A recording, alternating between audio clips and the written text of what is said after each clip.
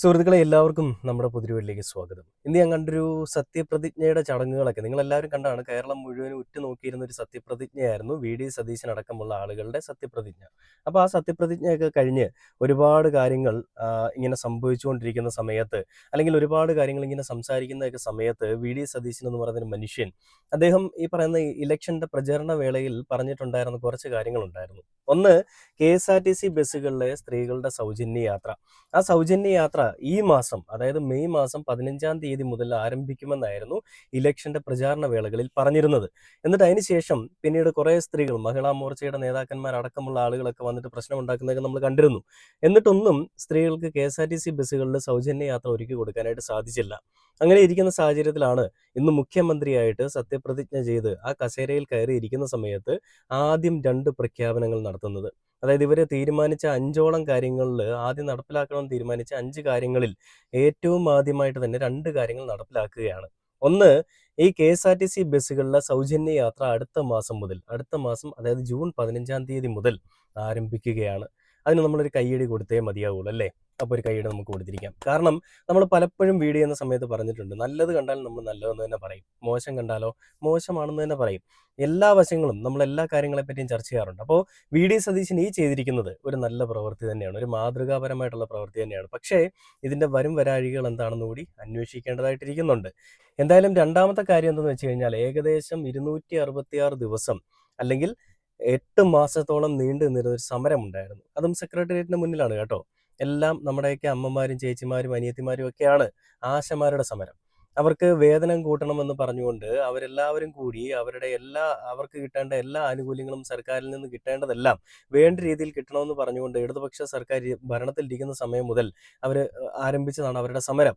എന്നാൽ ഇടതുപക്ഷ സർക്കാർ അത് പറയുന്ന പൊതുഖജനാവിൽ നിന്ന് ഈ ഒരു ഫണ്ട് കൊടുത്തു കഴിഞ്ഞാൽ, അല്ലെങ്കിൽ അതിനു വേണ്ടിയിട്ട് എന്തെങ്കിലും ഓണറേറിയം പാസ്സാക്കി കഴിഞ്ഞാൽ അതിൻ്റെ വലിയൊരു ഭവിഷ്യത്തുകൾ അനുഭവിക്കേണ്ടി വരും, അല്ലെങ്കിൽ അത് വലിയൊരു സാമ്പത്തിക തകർച്ചയ്ക്ക് കാരണമാക്കുമെന്നൊക്കെ പറഞ്ഞുകൊണ്ട് ഇവരെ അംഗീകരിക്കാതിരിക്കുകയായിരുന്നു. അതൊക്കെ വലിയൊരു വെല്ലുവിളിയായതാണ്, അല്ലെ അതൊക്കെ വലിയൊരു എന്താ പറയുക, ഇമ്പാക്റ്റ് ഉണ്ടാക്കിയ കേസുകളാണ് അല്ലേ. കേരളത്തിൽ ഈ പറയുന്ന ഇടതുപക്ഷത്തിന്റെ വേരോടാതിരിക്കാൻ വലിയ ഇമ്പാക്റ്റ് ഉണ്ടായ കാര്യങ്ങളൊക്കെയാണത്.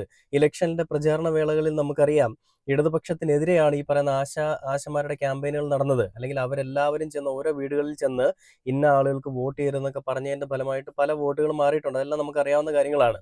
അപ്പോൾ ഈ ഇടതുപക്ഷ സർക്കാർ അവഗണിച്ചിട്ടുണ്ടായിരുന്ന ആശമാരെ ആദ്യം തന്നെ ചേർത്ത് പിടിക്കുകയാണ് വി.ഡി. സതീശൻ എന്ന് പറയുന്ന നമ്മുടെ പുതിയ മുഖ്യമന്ത്രി. എന്തായാലും നമുക്ക് ഇടതുപക്ഷം ചെയ്തിട്ടുള്ള എല്ലാ പ്രവൃത്തികളും നമുക്കറിയാം. നമ്മൾ അതിനെപ്പറ്റി എല്ലാ ദിവസവും വീഡിയോ ചെയ്യുന്നുണ്ട്. ഇടതുപക്ഷം ഇത്രയും നാൾ ഇവിടെ ചെയ്തിട്ടുള്ള പ്രവൃത്തികളും ഇനി അങ്ങോട്ട് ചെയ്യാൻ പോകുന്ന പ്രവൃത്തികളും എല്ലാം നമുക്കറിയാം. കേരളത്തിലെ ജനങ്ങളുടെ അവരുടെ ഹിതം മനസ്സിലാക്കി എല്ലാം ചെയ്തു കൊടുത്തിട്ടുള്ള നല്ല നേതാക്കന്മാരുള്ള ഒരു പാർട്ടി തന്നെയായിരുന്നു ഇടതുപക്ഷം. എന്നാൽ അവർക്ക് ചെയ്യാൻ പറ്റാത്ത കുറച്ച് കാര്യങ്ങൾ ചെയ്യാൻ വേണ്ടിയിട്ടാണ് വി.ഡി. സതീശൻ എന്ന് പറയുന്നൊരു മനുഷ്യൻ ഇന്ന് അവതാരപ്പിറവി എടുത്തുകൊണ്ട്, അല്ലെങ്കിൽ മുഖ്യമന്ത്രി സ്ഥാനം അലങ്കരിച്ചുകൊണ്ട് രംഗത്തേക്ക് വന്നിരിക്കുന്നത്, അല്ലെ രംഗപ്രവേശനം നടത്തിയിരിക്കുന്നത്.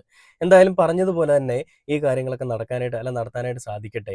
എല്ലാ ആശമാരും വലിയ സന്തോഷത്തിലാണ്. തങ്ങൾക്ക് ഈ പറയുന്ന ഓണറേറിയം കൂട്ടിയത് കൊണ്ടും, അല്ലെങ്കിൽ തങ്ങളുടെ വേതനം കൂട്ടിയത് കൊണ്ടുമൊക്കെ ഒരുപാട് സന്തോഷത്തിലാണ്. ഒരുപാട് ആളുകൾ കെ.എസ്.ആർ.ടി.സി ബസ്സുകളിൽ അടുത്ത മാസം മുതൽ സൗജന്യ യാത്ര കിട്ടുമ്പോൾ എവിടെയൊക്കെ പോകാമെന്നുള്ള ഡെസ്റ്റിനേഷൻസ് എല്ലാം പ്ലാൻ ചെയ്ത് വെച്ചിരിക്കുകയാണ്. എന്നാൽ ഇവരിപ്പോഴും ഈ സൗജന്യ യാത്ര എന്ന് പറയുമ്പോഴും അത് എവിടെ മുതൽ എവിടെ വരെയാണ്, എങ്ങനെയാണ്, എങ്ങോട്ടാണ്, എത്ര ദൂരെ പരിധി വരെ പോകാൻ സാധിക്കും എന്നും യാത്ര ചെയ്യുന്നവർക്ക് മാത്രമാണോ, അതോ ഈ പാവപ്പെട്ട ആളുകൾക്ക് മാത്രമാണോ, എന്തിന്റെ അടിസ്ഥാനത്തിലാണ് സൗജന്യ യാത്ര ഒന്നും ഇതുവരെ പറഞ്ഞിട്ടില്ല. നമുക്കറിയാം, ഇടയ്ക്ക് വെച്ചിട്ട് ഈ പറയുന്ന മന്ത്രിമാരൊക്കെ പറയുന്ന സമയത്ത്, വി.ഡി. സതീശൻ പറഞ്ഞു എന്നല്ല, മറ്റുള്ള മന്ത്രിമാരൊക്കെ പറയുന്ന സമയത്ത് തിരുവനന്തപുരം മുതൽ കാസർഗോഡ് വരെ ഫ്രീ ആയിട്ട് യാത്ര ചെയ്യാന്നൊക്കെ ഉള്ളൊരു വാർത്തകളൊക്കെ നമ്മൾ കണ്ടിരുന്നു. പിന്നീട് അതിനിടയ്ക്ക് പിന്നെ പ്രൈവറ്റ് ബസ്സുകളുടെ വലിയ പ്രശ്നങ്ങൾ നമ്മൾ കണ്ടു. കെ.എസ്.ആർ.ടി.സി ബസ്സുകളിൽ സൗജന്യ യാത്ര കൊടുത്തു കഴിഞ്ഞാൽ തങ്ങൾക്ക് പിന്നെ ബസ് എടുത്ത് വീട്ടിലിട്ട് ചുമ്മാ ഇരുന്നാൽ മതി, ഓട്ടം കിട്ടില്ല എന്നൊക്കെ പറഞ്ഞുകൊണ്ട് ഒരുപാട് ആളുകൾ രംഗത്തേക്കൊക്കെ വന്നിരുന്നു. അത് അവരുടെയും ഒരു വിഷമാവസ്ഥയാണ്. അത് മനസ്സിലാക്കാതെ ആയിരിക്കണം ഒരുപക്ഷെ വി.ഡി. സതീശൻ എന്ന് പറയുന്നൊരു മനുഷ്യൻ ഈ ഒരു തീരുമാനം എടുത്തിരിക്കുന്നത്. എന്തായാലും എടുത്തിരിക്കുന്ന തീരുമാനം നല്ലത് തന്നെയാണ്. നടപ്പിലാക്കാനായിട്ട് സാധിക്കട്ടെ. ഞാൻ വീണ്ടും അത് തന്നെയാണ് പറയുന്നത്. അപ്പോൾ അദ്ദേഹം പറഞ്ഞ അദ്ദേഹത്തിന്റെ ഒരു പത്രസമ്മേളനത്തിൽ കൊടുത്ത മറുപടി നമുക്കൊന്ന് കണ്ടു നോക്കാം. അനുവാദത്തോടു കൂടിയാണ് ആശാ വർക്കർമാരുടെ പന്തലിൽ പോയി സമരം അവസാനിപ്പിക്കുന്നതിന് മുമ്പും സമരം അവസാനിപ്പിച്ച ദിവസം വാക്ക് പറഞ്ഞിട്ടുണ്ടായിരുന്നു, ആദ്യത്തെ ക്യാബിനറ്റിൽ നിങ്ങളുടെ സഹായങ്ങൾ പ്രഖ്യാപിച്ചു തുടങ്ങും. എല്ലാം അവരാവശ്യപ്പെട്ട മുഴുവൻ കാര്യങ്ങളും ചെയ്യണമെന്ന് നമുക്കുണ്ട്. പക്ഷെ നിങ്ങൾക്കറിയാലോ, നമ്മളൊരു സമ്പദ് വ്യവസ്ഥയെ കുറിച്ചുള്ള ഒരു പഠനങ്ങളൊക്കെ നടക്കുന്നില്ല. എങ്കിലും ആദ്യഘട്ടത്തിലായി അവർക്ക് 3000 രൂപയുടെ വർധനവ് പ്രഖ്യാപിക്കുകയാണ്. ആദ്യത്തെ ക്യാബിനറ്റ് യോഗം തീരുമാനിച്ചു. റിട്ടയർമെന്റ് ബെനിഫിറ്റിനെ സംബന്ധിച്ചിട്ടുള്ള യോഗം അടുത്ത ഒരു മാസത്തിനുള്ളിൽ തന്നെ അതുകൂടി തീരുമാനിച്ചു പ്രഖ്യാപിക്കും. കാരണം അതിന്റെ കുറച്ച് ഫിനാൻഷ്യൽ ലയബിലിറ്റിയും മറ്റു കാര്യങ്ങളെ കുറിച്ചുള്ള റിപ്പോർട്ടുകൾ വളരെ പെട്ടെന്നല്ലേ, നമ്മളിപ്പോ ചാർജ് എടുത്താലേ നമുക്ക് ഇതൊക്കെ ചോദിക്കാൻ പറ്റുള്ളൂ. അവരൊക്കെ വരാനുള്ള ചില കാലതാമസങ്ങൾ കൊണ്ട് മാത്രമാണ്. അവരോട് പറഞ്ഞ വാക്കുകൾ തീർച്ചയായിട്ടും പാലിക്കും. ആദ്യഘട്ടത്തിലാണ് 3000 രൂപ വർദ്ധിപ്പിക്കുന്നത്. ഇപ്പോ നമുക്ക് ഉള്ളത് 12,000 9,000 രൂപയാണ്. കണ്ടില്ലേ, പറഞ്ഞ കാര്യങ്ങൾ പാലിക്കുമെന്ന് തന്നെ, അതായത് പാലിക്കാൻ വേണ്ടിയിട്ടാണല്ലോ നമ്മൾ വാക്ക് കൊടുത്തതെന്നൊക്കെ പറഞ്ഞുകൊണ്ട് തന്നെയാണ് വി ഡി സതീശൻ എന്ന് പറയുന്നൊരു മനുഷ്യൻ ഇന്ന് മാധ്യമങ്ങളെയൊക്കെ കണ്ടത്. അപ്പോൾ ഇതിൽ കുറേ പോസ്റ്റുകളൊക്കെ വന്നിട്ടുണ്ടായിരുന്നു. അങ്ങനെ ഇന്നലെ ഞാൻ കണ്ടൊരു പോസ്റ്റ് കൂടി ഉണ്ട് കേട്ടോ. ഇത് പറയുമ്പോൾ അതിൻ്റെ കൂട്ടത്തിൽ ഇതുകൂടെ പറയണം. അതായത് ആ പോസ്റ്റിൽ പറയുന്നത് ഇങ്ങനെയാണ്: 20 രൂപ അധികം അടയ്ക്കൂ, ഇഷ്ടമുള്ള സ്റ്റോപ്പിൽ നിന്ന് കയറാം ഇറങ്ങാം, പുതിയ പദ്ധതികളുമായി KSRTC എന്ന് പറഞ്ഞുകൊണ്ടൊക്കെയാണ് വന്നിരിക്കുന്നത്. അതായത് എനിക്ക് തോന്നുന്നു പയ്യന്മാരാണെന്ന് തോന്നുന്നു കൂടുതലായിട്ട് ഈ പറയുന്ന ഫണ്ട് കൊടുക്കേണ്ടി വരിക. സ്ത്രീകൾക്ക് സൗജന്യ യാത്ര കൊടുക്കുമ്പോൾ പുരുഷന്മാർക്ക് ഇഷ്ടപ്പെട്ട സ്റ്റോപ്പുകളിൽ ഇറങ്ങണമെന്നുണ്ടെങ്കിൽ 20 രൂപ എക്സ്ട്രാ കൊടുത്താൽ മതി. അപ്പം ഞാനൊരു കാര്യം കൂടി എന്തായാലും ഈ ഒരു കാര്യം പറയുമ്പോൾ അതിൻ്റെ ശ്രദ്ധയിൽപ്പെടുത്തണം. എന്താണെന്ന് വെച്ച് കഴിഞ്ഞാൽ ഈ KSRTC ബസ്സുകളൊക്കെ എന്നു മുതലാണ് കറക്റ്റ് സ്റ്റോപ്പുകളിലൊക്കെ നിർത്താൻ തുടങ്ങി? എനിക്കറിയാത്തൊരു കാര്യമാണ്. തിരുവനന്തപുരത്ത് നോക്കിയാലും പത്തനംതിട്ടയിൽ നോക്കിയാലും എവിടെ നോക്കിയാലും ബസ്സുകളൊക്കെ തോന്നിയ രീതിയിലാണ് പോകുന്നത്, തോന്നിയ സ്ഥലങ്ങളിലാണ് നിർത്തുക. ഇതിൻ്റെ സൈഡിൽ എഴുതി വെച്ചേക്കും ഇടതുവശം ചേർന്ന് ഓവർടേക്ക് ചെയ്യാൻ പാടില്ല എന്നുള്ളത്. നമ്മൾ KB ഗണേഷ് കുമാർ തന്നെ ഈ പറയുന്ന ഗതാഗത മന്ത്രിയായിട്ടിരിക്കുന്ന സമയത്ത്, പിണറായി വിജയൻ തന്നെ മുഖ്യമന്ത്രിയായിട്ടിരിക്കുന്ന സമയത്ത് നമ്മൾ അതിനെപ്പറ്റി വീഡിയോ ചെയ്തിട്ടുള്ളതാണ് അല്ലേ. അപ്പോൾ ആ സമയത്ത് ഇടതുവശം ചേർന്ന് വണ്ടി ഓവർടേക്ക് ചെയ്യാൻ പാടില്ല എന്ന് എഴുതി വെച്ചിട്ടുണ്ട്. എന്നിട്ട് ഇവന്മാരെന്താ ചെയ്യുന്നത്? ഇവന്മാർ റോഡിൻ്റെ നടുക്കൂടി പോകും. നമ്മൾ വലത് സൈഡ് പിടിക്കാൻ നോക്കിയാൽ ഇവന്മാർ വലത് സൈഡ് പിടിക്കും. അപ്പോൾ നമുക്ക് ഇടതുവശത്തോട് ഓവർടേക്ക് ചെയ്താലേ പറ്റുള്ളൂ. ഹോൺ അടിച്ചാലും മാറ്റി തരില്ല. അങ്ങനെ ഒരു കാര്യങ്ങളൊക്കെയാണ് കേരളത്തിലെ KSRTC ബസ്സുകളുടെ അവസ്ഥ എന്ന് പറയുന്നത്. എന്തായാലും ഈ സൗജന്യ യാത്രയൊക്കെ കൊടുക്കുന്ന സമയത്ത് ഈ KSRTC ബസ്സുകളുടെ നടത്തിപ്പ്, അല്ലെങ്കിൽ KSRTC ബസ് ഓടിക്കുന്ന ആളുകൾ നല്ല രീതിയിൽ വാഹനം ഓടിക്കുന്നുണ്ടോ എന്നുള്ള കാര്യങ്ങൾ കൂടി ഒന്ന് ശ്രദ്ധിച്ചാൽ നന്നായിരിക്കും. എന്തായാലും പറഞ്ഞ കാര്യങ്ങളൊക്കെയും പാലിക്കാൻ വേണ്ടിയിട്ട് അധികാരത്തിൽ വന്നവരാണ് ഞങ്ങളെന്ന് പറഞ്ഞുകൊണ്ട് VD സതീശൻ അടക്കമുള്ള ആളുകൾ ഈ ഒരു കാര്യങ്ങൾ സംസാരിക്കുന്നുണ്ട്. നമുക്കറിയാം VD സതീശൻ എന്ന് പറയുന്ന മനുഷ്യനെ പറ്റി ഞാൻ നേരത്തെയും പറഞ്ഞിട്ടുണ്ട്. അദ്ദേഹത്തിന് നല്ല വിഷനുണ്ട്, അദ്ദേഹത്തിന് നല്ല ഫോക്കസ് ഉണ്ട്. എങ്ങനെ ചെയ്താൽ കേരളത്തിലെ ജനങ്ങളെ കയ്യിലെടുക്കാം, അല്ലെങ്കിൽ എങ്ങനെ ചെയ്താൽ കേരളത്തിലെ യുവജനങ്ങളെ കയ്യിലെടുക്കാം, ന്യൂ ജനറേഷനിൽപ്പെട്ട ആളുകളെ കയ്യിലെടുക്കാൻ വേണ്ടിയിട്ട് അദ്ദേഹം ഭരണത്തിൽ വരുന്നതിന് മുൻപ് തന്നെ പറഞ്ഞു, ഞങ്ങൾ അധികാരത്തിൽ വന്നു കഴിഞ്ഞാൽ മോഡിഫിക്കേഷൻ എന്ന് പറയുന്നത് ലീഗലാക്കും. ഇപ്പോൾ ഇല്ലീഗലായിട്ട് നിൽക്കുന്ന മോഡിഫിക്കേഷൻ ഞങ്ങൾ ലീഗലാക്കും. പക്ഷേ ഒരു കാര്യം നിങ്ങൾ ശ്രദ്ധിക്കുക. എന്താണെന്ന് വെച്ച് കഴിഞ്ഞാൽ വാഹനത്തിൽ അപകടകരമാം വിധമുള്ള മോഡിഫിക്കേഷൻസ് പാടില്ല. അതായത് വാഹനത്തിൻ്റെ ടയർ തള്ളി വെളിയിലേക്ക് നിൽക്കുക, വാഹനത്തിൻ്റെ എക്സ്ട്രാ ഫിറ്റിങ്സ് റോഡിന് പുറത്തേക്ക് നിൽക്കുക, അല്ലെ വാഹനത്തിനേക്കാൾ വലിയ ഫിറ്റിങ്സ്, ഓവറായിട്ടുള്ള ലൈറ്റ്, ഹൈ ബീം ലൈറ്റ്സ്, ഇങ്ങനെയുള്ള ഒന്നും വെക്കാതിരിക്കുക. മിതമായ നിരക്കിലുള്ള മോഡിഫിക്കേഷൻസ് ഞങ്ങൾ അക്സെപ്റ്റ് ചെയ്യാമെന്നാണ് പറഞ്ഞത്. ഇതും കേരളത്തിലെ എല്ലാ ന്യൂ ജനറേഷനിൽപ്പെട്ട പിള്ളേർക്കും ഈ ഒരു പാർട്ടിയെ അംഗീകരിക്കാനും ഈ ഒരു പാർട്ടിയോടൊപ്പം നിൽക്കാനും ഒക്കെ കാരണമായി. ഒരുപാട് പുതിയ തലമുറയിൽപ്പെട്ട ഒരുപാട് ന്യൂ ബ്ലഡിനെയൊക്കെയാണ് അവസരം കൊടുത്തിരിക്കുന്നത് ഈ പറയുന്ന വലതുപക്ഷം എന്ന് പറയുന്ന ഒരു പാർട്ടി. എന്തായാലും KSRTC ബസ്സുകളിൽ സൗജന്യ യാത്രകൾ എന്തായാലും ഉടനെ വരാൻ പോവുകയാണ്. അപ്പോൾ നമുക്ക് എന്തായാലും KSRTC ബസ്സുകളുടെ സൗജന്യ യാത്രകൾ വരുന്ന സമയത്ത്, അല്ലെങ്കിൽ അത് വരാൻ പോകുന്നത് ജൂൺ 15-ാം തീയതിയാണ്. ഈ പറഞ്ഞതൊക്കെ നടപ്പിലാക്കിയാൽ മാത്രം മതി.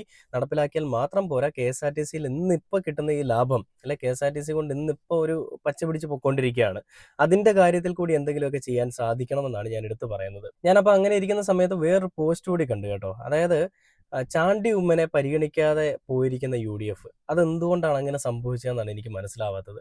മുൻ മുഖ്യമന്ത്രിയായിരുന്ന നമുക്ക് പിണറായി വിജയൻ സഖാവിന് മുൻപുണ്ടായിരുന്ന കേരളം കണ്ട ഏറ്റവും നല്ലൊരു മനുഷ്യൻ, ബഹുമാന്യനായ ഒരു നേതാവ് തന്നെയായിരുന്നു ഉമ്മൻചാണ്ടി എന്ന് പറയുന്നൊരു മനുഷ്യൻ.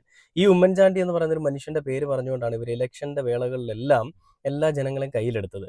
അതുകൊണ്ട് തന്നെ ഈ ചാണ്ടി ഉമ്മൻ എന്ന് പറയുന്നൊരു മനുഷ്യന് അയാളുടെ ആ ഒരു സ്വഭാവം കൊണ്ടും അയാളുടെ പെരുമാറ്റ രീതികൾ കൊണ്ടും അച്ഛൻ എന്ന് പറയുന്നൊരു മനുഷ്യന്റെ പേര് നല്ലതായിരുന്നത് കൊണ്ടും ആ മനുഷ്യൻ ഒരുപാട് ജനങ്ങൾക്ക് വേണ്ടിയിട്ട് എല്ലാം ചെയ്ത് ഒരു സാധാരണക്കാരനായിട്ട് ജീവിച്ചത് കൊണ്ടുമൊക്കെ വൻ ഭൂരിപക്ഷത്തിൽ ജയിക്കാൻ സാധിച്ചു.